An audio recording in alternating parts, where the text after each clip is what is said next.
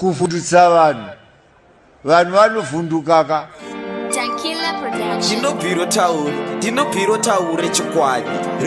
iwe itabvanchoka ngevakomana vekwamzviti skiri dandan kindangi ndanga zvikanzi ndikati wo zvikanzi ndikati dankila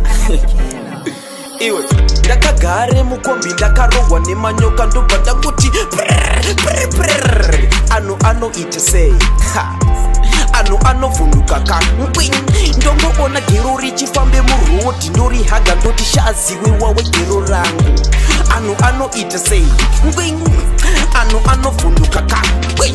uchifamba tonazi wosangana nebenzi rokurovamba makuti kwakwa kwakwa anu anoita sei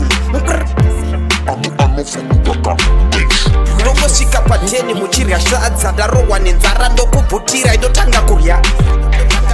kufundisa vanhu vanovhundukaka. takagare mudheni banang'ana rongoriyo ku tese tinoita sei tese tinovhundukaka ndoenda kumitingi yakakosha ndongosunga dzanga kuti chobo anu anoita sei anu anovhundukaka vaya vanokomenda vachiti ndiri kupenga ndovasvikira kudheni 11 tichirova kwati anu anoita sei